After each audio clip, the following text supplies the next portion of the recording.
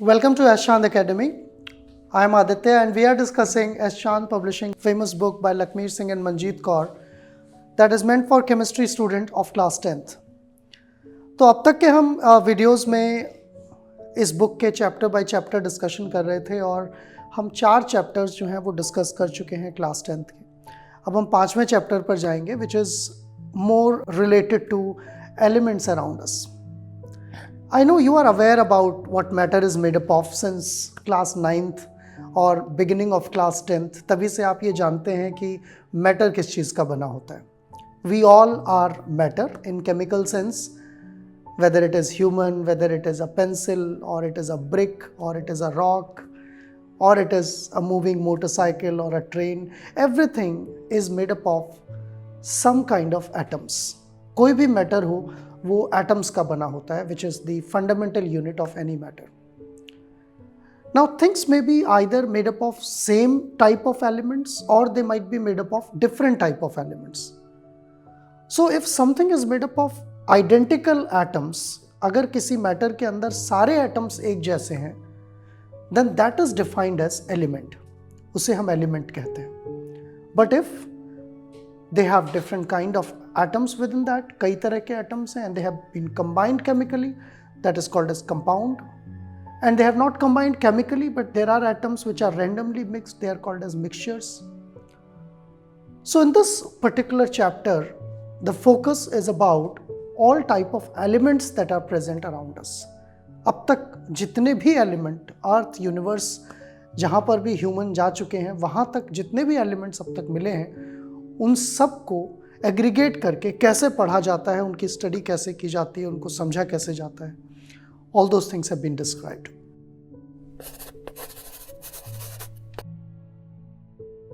So I hope you now know today about a lot of elements. कुछ elements के बारे में शायद आप जानते ही होंगे. पिछले चैप्टर में हमने कार्बन की बात की थी जो अपने आप में एक एलिमेंट है. ऑक्सीजन एक एलिमेंट है, हाइड्रोजन एक एलिमेंट है, नाइट्रोजन एक एलिमेंट है, आयरन एक एलिमेंट है, सोडियम एलिमेंट है, मरकरी एक एलिमेंट है. तो ये सारे क्या है? एलिमेंट है. अब ये एलिमेंट कंबाइन भी होते हैं, कंपाउंड्स भी बनाते हैं. तो कंपाउंड्स की अलग बात की जाएगी, वो किसी और वीडियो में देखेंगे. लेकिन एक क्वेश्चन यहाँ पर जो इम्पॉर्टेंट रेज किया गया है इस चैप्टर की शुरुआत में वो ये कि आखिर एलिमेंट्स कितने हैं और कैसे इनकी शुरुआत हुई थी. क्या शुरू से ही इतने एलिमेंट नोन थे या धीरे धीरे इनका नंबर बढ़ा, और अगर इनका नंबर धीरे धीरे बढ़ा तो इनको पढ़ने के लिए क्या कोई कन्वीनियंट तरीका है, इनको हम अरेंज कर सकते हैं जैसे अलमारी में किताबें अरेंज कर देते हैं और हमें अगर केमिस्ट्री की बुक चाहिए तो वो एक एरिया में मिलेगी, बायोलॉजी की बुक चाहिए तो वो एक फिक्स जगह मिलेगी. तो क्या इस तरह का कोई क्लासिफिकेशन सिस्टम है? All these things have been described in this chapter, chapter number 5, periodic classification of elements. So we will learn what this exactly means, periodic. You already know what classification is and by now you also know what element is. Element क्या होता है ये भी आप समझ गए, classification क्या होता है ये भी समझ गए. Periodic word की बात हम करेंगे throughout this chapter. ये देखेंगे कि कैसे classification होता है. So आज की डेट में अगर हम बात करें कि कितने elements known हैं, so we will get to this figure which has been the starting part of this chapter, 118 element. 118 element अभी at present known है.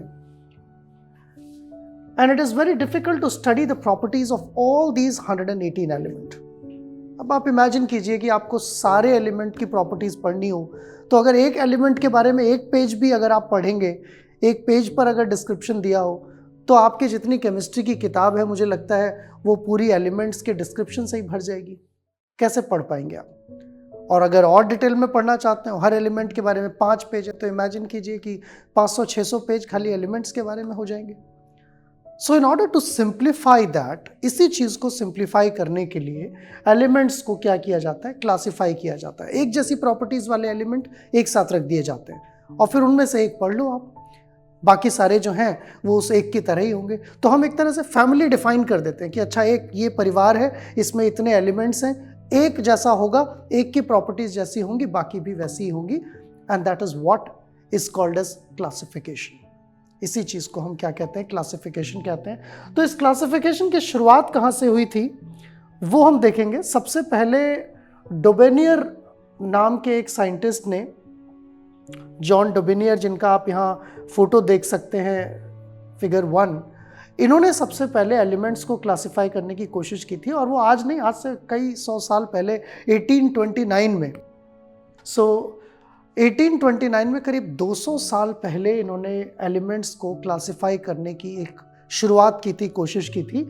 लेकिन आज की तरह उस समय 118 एलिमेंट नहीं थे, उस समय काफ़ी कम एलिमेंट थे।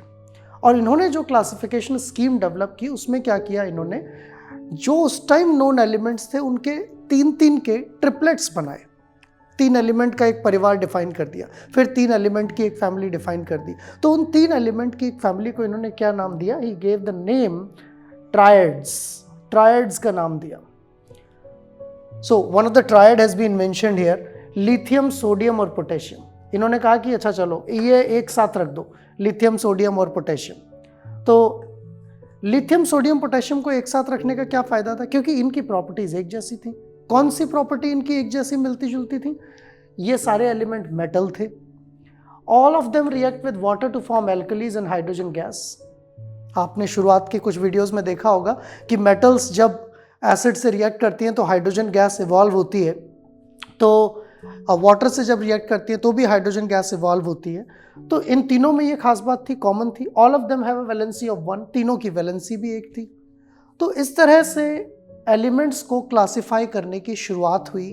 ट्रायड्स बनाए गए, ट्रिपलेट्स बनाई गई, और उन ट्रिपलेट्स में फिर एलिमेंट्स को रखा गया। And there were several triads which he made. उन्होंने कई ट्रायड्स बनाई।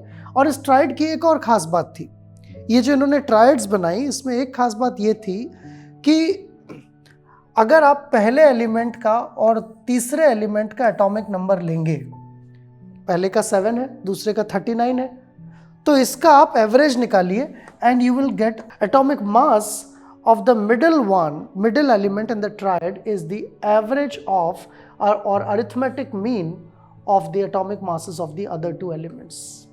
ये बड़ी इंटरेस्टिंग बात है। यानी कि आपको 2 ट्रायड का मॉलिक्यूलर वेट पता है तो तीसरे का आप निकाल सकते हैं, 2 एलिमेंट्स का पता है। तो ये एक पैटर्न की शुरुआत हुई, and this pattern was the beginning of the era of classification of elements. Classification की यहाँ से शुरुआत हुई। कुछ एग्जाम्पल्स भी हैं और कई बार फैसिनेटिंग क्वेश्चंस भी इस पर बन जाते हैं, प्रिपेयर हो जाते हैं। कि जैसे यहाँ पर इन्होंने कहा कि लिथियम का एटॉमिक मास 7 है, पोटेशियम का 39 है, तो आप इसका एवरेज लेंगे, अरिथमेटिक मीन लेंगे, this will be 23 and this will be exactly equal to the atomic mass of sodium.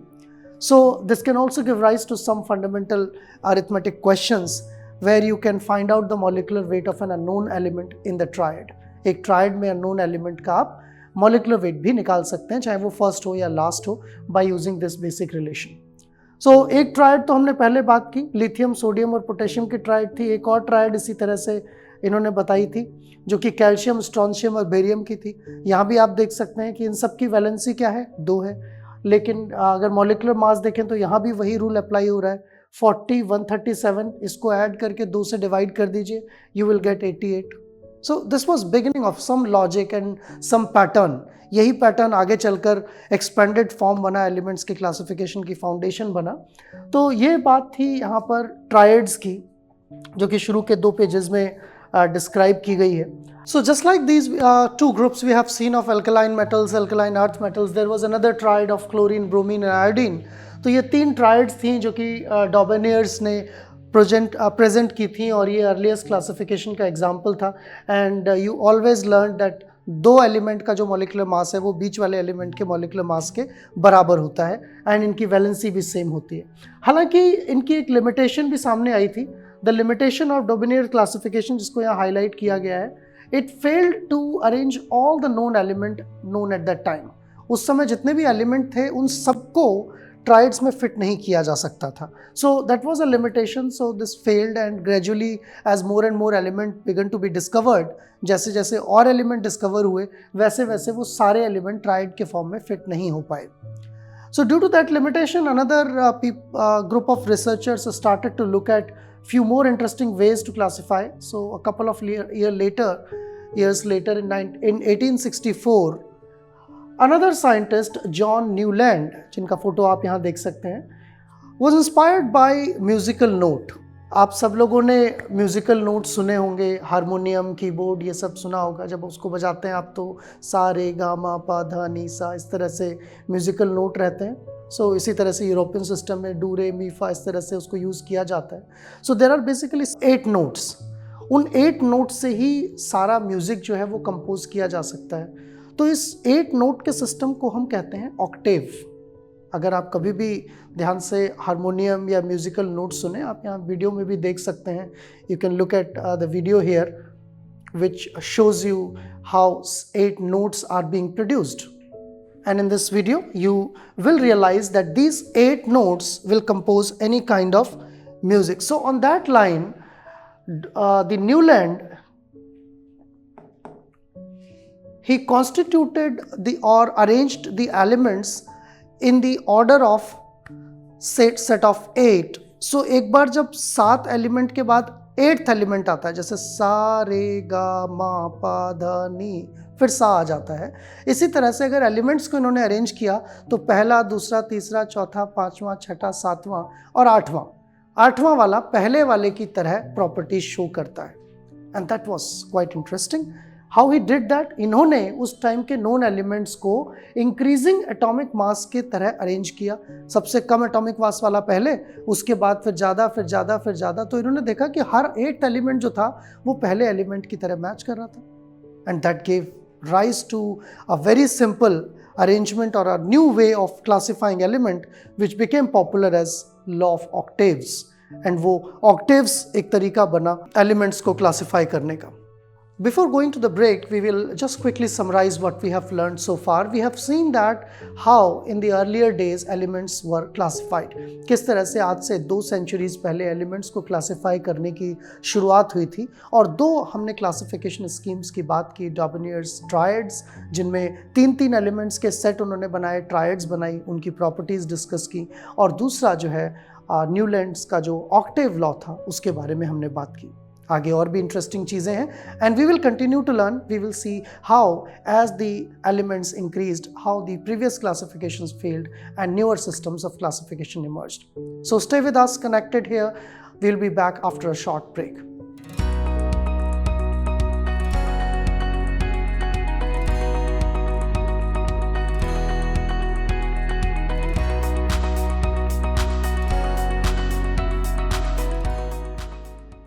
Welcome back to Ash Chand Academy. Before the break, we have been seeing at how elements were classified in the early days, centuries ago. So we talked about the law of octaves. Octaves का जो law था, यानी कि 8 के set में when you arrange the elements in increasing order of their atomic numbers, like hydrogen, lithium, beryllium, boron, carbon, nitrogen, oxygen, ये देखिए 7 element है। तो इसके बाद 8वां जो एलिमेंट था उसको इसके नीचे रखा। तो आप देखेंगे कि जो सीरीज बन रही है, वर्टिकल सीरीज जो बन रही है, जिसे हम कॉलम्स कह सकते हैं, इन कॉलम्स में मिलने वाले जो एलिमेंट हैं, इनकी प्रॉपर्टीज एक दूसरे से काफ़ी रिजेंबल होती थी। If you look at this group, if you look at this group और this group, let's zoom it in and we see it more clearly. If you look at these elements, lithium, sodium, potassium, copper, rubidium, beryllium, magnesium, calcium, zinc, तो ये elements जो है इनकी properties एक दूसरे से match करती हैं, केमिकल प्रॉपर्टीज भी और फिजिकल प्रॉपर्टीज भी। तो उस समय जो एलिमेंट्स अवेलेबल थे, उन एलिमेंट्स का ये एक बहुत ही अच्छा क्लासिफिकेशन था 1864 के अराउंड जो न्यूलैंड ने दिया था। हालांकि सारे एलिमेंट्स यहाँ भी क्लासीफाई नहीं किए जा पाए and there were lot of other challenges also. So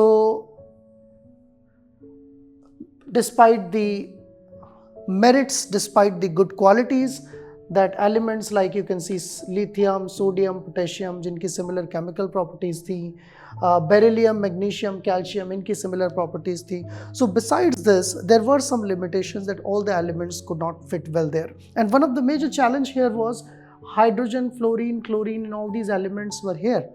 So it is quite unlikely that hydrogen will be resembling much with the fluorine and chlorine in its chemical properties. Hydrogen जो है वो chlorine और fluorine के साथ match नहीं करता है। तो कहीं ना कहीं ये थोड़ा सा पार्ट जो था, this was somewhere wrong and this was not fitting well. But if you look at the other things, they were almost similar. And आज जो modern तरीका है क्लासीफाई करने का, उसमें भी ये चीज़ें retained हैं.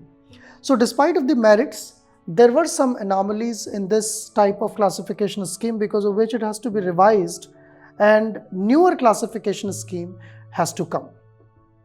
So these limitations have been highlighted here. यहाँ पर वो limitations highlight की गई हैं. You can look them one by one. At least 4 different limitations have been given. First thing is that it was applicable to elements up to calcium. So calcium has got atomic number of 20 and calcium के आगे के elements जो हैं वो octave वाले में fit नहीं हो रहे थे. We will discuss later ऐसा क्यों हुआ था. हम जब atomic number of properties देखेंगे तो इस बात का जवाब हमें मिल जाएगा कि calcium के आगे के element octave में क्यों fit नहीं हो रहे थे. Newland assumed that only 56 element existed in nature. उनको लगा कि केवल नेचर में 56 एलिमेंट ही होते हैं, लेकिन बाद में और एलिमेंट डिस्कवर हुए तो इन्होंने कोई जगह ही नहीं छोड़ी उसके लिए. He did not leave any space behind if in future any new element could be discovered. So बाद में जब और एलिमेंट डिस्कवर हुए तो अगर उसको बीच में रखते हैं तो पूरी सीरीज खराब हो जाती है. So that was also a challenge to the Newlands law of octaves. Then in order to fit elements into his table, Newland put even 2 elements together. कई बार इनको एक ही ग्रुप में एक ही जगह पर 2 एलिमेंट भी रखने पड़े थे, क्योंकि वो अगला एलिमेंट अगर उसकी जगह शिफ्ट कर देते तो पूरी सीरीज शिफ्ट हो जाती. And that was again a kind of question against the Newland law of octaves. Then iron as an element which resembles cobalt and nickel in properties was placed away from it. तो जैसे मैंने आपको बताया कि hydrogen chlorine fluorine के साथ आ गया था, ऐसे ही आयरन जो है वो होना किसके साथ चाहिए था, कोबाल्ट और निकल के साथ होना चाहिए था, लेकिन वो इनके साथ नहीं आ पाया था. If you want to look that again you can see where that iron has been placed. तो देखिए आयरन कहाँ पर है इसमें, न्यूलैंड लॉ ऑफ ऑक्टेव्स में. It is with oxygen, sulphur and selenium. यहाँ नहीं होना चाहिए इसको. आज जो हम आयरन की प्रॉपर्टीज़ जानते हैं, the properties of iron resemble much with other metals. Copper के साथ हो सकता है या बाकी metals के साथ हो सकता है. So this is at the wrong place and that was yet another challenge in the Newland law of octaves. So what was the solution? क्या solution था इसका? क्या नई रेमेडीज इसके अगेंस्ट निकाली गई? कुछ और डिस्कवर हुआ? Any guess, any idea? So if you go ahead, अगर आप अगले पेज पर जाएंगे, you will perhaps get the answer and you will get to know a very interesting name which is almost everywhere when you look at inorganic chemistry or when you think about classifying elements. The name is a Russian scientist, Mendeleev. So Mendeleev was the one who came up with a very brilliant idea to classify elements, and his way of classifying became so popular that even today the remnants of his classification schemes are present in the modern periodic system. So while working at the classification of element, a Russian scientist Mendeleev, some people also write him as Mendeleev, instead of V we write F, that's also fine. The elements were arranged in order of their increasing atomic masses. Elements को कैसे arrange किया गया? Increasing atomic masses के according ही arrange किया गया. So some idea was retained from the previous schemes. The elements with similar properties occurred at regular intervals. So he was not limited to octaves. He was not limited to the 7 columns or 7 elements and then bringing the 8th element in the first column back. But he just arranged the elements in the increasing order of their atomic mass. And then he saw that at regular intervals, the properties of elements are repeating. So it may not be 8th element every time, but it was a regular interval at which the properties were repeating. So he started bringing all these elements with the similar properties below each other. उन्होंने उसको एक दूसरे के नीचे लाने लगे and he came up with an organized arrangement of elements which became popular as periodic table. आज भी ये साइंस की और केमिस्ट्री की बहुत ही इम्पॉर्टेंट टेबल है जो लगभग सभी लोगों को इसकी ज़रूरत पड़ती है. So this was the primitive form of periodic table which we use today, was actually discovered by Mendeleev. इसको हम कहते हैं Mendeleev's periodic table. और आज की तरह इसमें उतने सारे एलिमेंट नहीं थे जैसा कि आप देख सकते हैं यहाँ पर. Although it has some similarities with the modern periodic table, like you can see groups. यहाँ पर groups arranged हैं. How many groups are there? There are 8 groups, 8 group हैं. And they are based on the properties of elements. See, hydrogen was kept here, then rest of these spaces were kept empty because no matching elements were found. then lithium, beryllium, boron, carbon, nitrogen, oxygen and fluorine, and so on. So it was a kind of extended version of law of octaves, but it did not just restricted itself to every eighth element, rather it also left some empty spaces. इसकी खास बात ये थी कि जहां पर उसको matching element नहीं मिल पा रहा था तो वहां पर उन्होंने खाली जगह छोड़ दी थी। जैसे कि आप यहां देख सकते हैं, कैल्शियम के बाद टाइटेनियम है। उस टाइम पर टाइटेनियम नोन था, इससे अगला एटॉमिक मास वाला, लेकिन टाइटेनियम को यहां रखने के बजाय इन्होंने यहां रखा क्योंकि titanium was not resembling with aluminium, so he left space over here. यहां पर उन्होंने खाली स्पेस छोड़ दिया। Similarly he left a space here as well, यहां पर भी स्पेस छोड़ दिया। तो ऐसे कई सारे स्पेसेस आपको देखने को मिलेंगे जो मेंडलीव की ओरिजिनल पीरियोडिक टेबल थी। और इसकी अच्छाई ये थी, द मेरिट वाज कि बाद में जब इस एटॉमिक नंबर के एलिमेंट डिस्कवर हुए, they fitted very well into this space. यानी कि मेंडलीव ने एलिमेंट डिस्कवर होने से पहले ही बता दिया था कि फ्यूचर में ऐसा एलिमेंट मिलेगा, उसका एटॉमिक मास इतना होगा और उसकी प्रॉपर्टीज जो है इन एलिमेंट से मैच करती हुई होंगी। That was the power of Mendeleev's periodic table, prediction, the possibility of discovery of new elements and where they could be fitted in this table that was already predicted. So it stood for a long time. काफ़ी लंबे समय तक Mendeleev की periodic table जो है वो popular रही। आज भी इसको फंडामेंटल माना जाता है पीरियोडिक क्लासिफिकेशन के लिए एलिमेंट्स के। अब यहाँ बार बार हम जो पीरियोडिक वर्ड यूज़ कर रहे हैं ये भी उसी ऑक्टेव से आया है। पीरियोडिक का मतलब होता है कि एक रेगुलर इंटरवल के बाद। तो पहली बार जो पीरियोडिक टेबल वर्ड यूज हुआ था वो भी इसी बात से इंस्पायर्ड था, that after a regular interval the properties of elements are repeated, and that was the law which was actually proposed by Mendeleev. Mendeleev ने यही तो कहा था कि जो एलिमेंट्स हैं अगर उनको एटॉमिक मास के अकॉर्डिंग आप अरेंज करेंगे तो एक रेगुलर इंटरवल के बाद उनकी प्रॉपर्टीज रिपीट होंगी, and that regular interval is a period, and that's why it is called as periodic table. So I hope you understood this periodic table to a greater extent. If you want to go in little more depth of this, like which element were discovered after the periodic table and which were predicted. So Mendeleev predicted an element called Eka boron. That means something that was coming below boron and something that was coming below aluminium. They were yet to be discovered and empty spaces were left. So these elements were later on discovered, बाद में discover हुए। इन्होंने इनका नाम क्या रखा था? एका बोरॉन, एका एल्यूमिनियम, एका silicon. So elements which were found below these groups. Boron के नीचे जो एलिमेंट था जो उस टाइम नहीं था, एका बोरॉन। इसके नीचे जो था एका एल्यूमिनियम, इसके नीचे जो था एका silicon. So they were discovered at later point of time, जैसा कि आप यहाँ देख सकते हैं कि एका बोरॉन बाद में स्कैंडियम एक एलिमेंट डिस्कवर हुआ जो बोरॉन की तरह था। एका एल्यूमिनियम जो है वो बाद में गैलियम नाम से डिस्कवर हुआ, और एका सिलिकॉन जो है वो जर्मेनियम नाम से डिस्कवर हुआ। जर्मेनियम और सिलिकॉन आजकल आपके कंप्यूटर, मोबाइल डिवाइसेस और ये जो स्मार्ट बोर्ड है इन सब के बैकग्राउंड में यही चीज़ें हैं जो इनको यूज़फुल बनाती हैं, जो इनको वर्किंग बनाती हैं। So this was the power of Mendeleev's periodic table. Now merits, there are so many. I think we have already talked a lot of merits of Mendeleev's, so they have been described here and have been given in much descriptive manner. सबसे बड़ी जो merit थी वो ये कि इन्होंने already predict कर दिया था कि आगे चलकर कुछ एलिमेंट और मिलेंगे। That was the first merit, and you can C gallium, scandium and germanium, that is eka boron, eka aluminium and eka silicon, they were already predicted from this periodic table. Mendeleev's periodic table could predict the properties of several elements on the basis of the position. बहुत सारी properties जो हैं वो explain की जा पाई इसकी मदद से, और इनफैक्ट एक ग्रुप की स्टडी करके हम अगर एक एलिमेंट को भी स्टडी कर लेते हैं, जैसे हमने सिलिकॉन के बारे में अगर पढ़ लिया, तो सिलिकॉन के नीचे आने वाले उस ग्रुप में सारे एलिमेंट जो हैं वो उसी की प्रॉपर्टीज़, उसी के नेचर वाले होंगे। ये एक खास बात थी जो हम आज भी फॉलो करते हैं।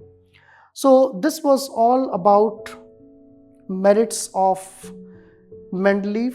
There are a couple of more merits, like his periodic table could accommodate noble gases, ऐसी गैसेस जिनमें इनर्टनेस होती है। हम पहले भी इनके बारे में बात कर चुके हैं। सो नोबल गैसेस जब बाद में डिस्कवर हुई तो वो भी इसमें अकोमोडेट हो पाई, but there was no space in the octaves law. हालांकि इन सारी मेरिट्स के बावजूद कुछ लिमिटेशंस भी थी मेंडलीव की पीरियोडिक टेबल में, जिसकी वजह से और एक नया क्लासिफिकेशन सिस्टम लाने की ज़रूरत थी। एक तो पोजीशन ऑफ आइसोटोप्स। आइसोटोप वो एलिमेंट होते हैं जिनका एटॉमिक नंबर तो सेम होता है लेकिन एटॉमिक मास अलग होता है। जैसे कार्बन के बारे में कहें, कार्बन का एटॉमिक नंबर 6 है लेकिन उसके एटॉमिक मास दो तरह के हो सकते हैं, कार्बन 12 और कार्बन 14। तो क्योंकि मेंडलीव की पीरियोडिक टेबल एटॉमिक मास के बेसिस पर एलिमेंट्स को अरेंज करती थी, isotopes will occupy different positions. एक ही एलिमेंट के अलग अलग आइसोटोप अलग अलग जगह आ जाएंगे, but that was not good enough, क्योंकि आप नहीं चाहते हैं कि एक एलिमेंट जो सिलिकॉन के नीचे है वही एलिमेंट का दूसरा आइसोटोप कहीं और आ जाए। So that was one drawback. Wrong order of atomic masses of some element could not be explained. कुछ एलिमेंट के एटॉमिक मास इधर उधर थे, हो सकता है कि एटॉमिक नंबर जिस प्रोपोर्शन में बढ़ रहा है एटॉमिक मास ना बढ़े, तो उस वजह से एलिमेंट्स को नहीं समझाया जा सका। जैसे कोबाल्ट का एटॉमिक मास जो है 58.9 है, जबकि निकल का एटॉमिक मास जो है 58.7 है। So according to the atomic mass this will come ahead of nickel, but according to atomic number it should not come. तो ये एक ड्रॉबैक थी। Correct position could not be assign to hydrogen. Hydrogen की problem octave में भी थी, Mendeleev के law में भी रही, उसकी करेक्ट पोजीशन असाइन नहीं की जा पाई। आप चाहें तो उसको दोबारा देख सकते हैं, you can go back and you can look at. So this is where hydrogen is placed, but it is below, it is having sodium, copper and silver below it. तो हाइड्रोजन की प्रॉपर्टी सोडियम, कॉपर और silver से नहीं मिलती हैं, तो ये गलत जगह है। The position of hydrogen is not correct. तो ये सारी ड्रॉबैक्स थी जिनकी वजह से मेंडलीव की पीरियोडिक टेबल जो है उसमें कुछ रिविजन की ज़रूरत थी, कुछ इम्प्रूवमेंट की ज़रूरत थी। तो उन्हीं इम्प्रूवमेंट्स को आगे चलकर मॉडर्न पीरियोडिक लॉ के थ्रू किया गया, जिसको हम अगले वीडियो में डिस्कस करेंगे डिटेल में। आई थिंक आपको इतनी बात, ये जो मेंडलीव की पीरियोडिक टेबल है और ये जो बेसिक आइडियाज़ थे, ये आपको समझ आए होंगे। Let's have a quick recap of what we have learned in this entire video. हमने इस वीडियो में एलिमेंट्स को क्लासिफाई करने के पीछे का रीज़न और उसकी हिस्टोरिकल एस्पेक्ट की बात की। वीडियो के स्टार्टिंग पार्ट में ब्रेक से पहले हमने बात की थी ट्रायड्स की जो डॉबनियर्स ने दिए थे, उसके बाद हमने न्यूलैंड लॉ ऑफ ऑक्टेव्स की बात की, और उसके ब्रेक के बाद हमने डिटेल में मेंडलीव की पीरियोडिक टेबल की बात की। मेंडलीव ने जो लॉ दिया था, जो अरेंजमेंट किया था, उसको पीरियोडिक क्यों कहते हैं, मेंडलीव्स की पीरियोडिक टेबल की क्या मेरिट्स थी, क्या प्लस पॉइंट थे और उनकी क्या डीमेरिट्स थी, जिसके बाद मेंडलीव की पीरियोडिक टेबल को रिवाइज करने की ज़रूरत फील हुई। इन सारी चीज़ों के बारे में हमने डिस्कस किया। आई hope you learn this concept. You can keep continue reading this text book. आप अपनी इस टेक्स्ट बुक की रीडिंग कंटिन्यू रख सकते हैं। हम अभी चैप्टर 5 को डिस्कस कर रहे हैं और इस चैप्टर 5 का डिस्कशन कंटिन्यू रहेगा आगे भी कुछ वीडियोज़ में। आप तब तक हमारे साथ जुड़े रहिए and you can share this information with your friends, with your peers. Do like, share and subscribe the channel, and thanks for watching. All rights reserved. This video has been prepared for educational purposes only. No part of it may be reproduced or copied without the permission of the copyright holder.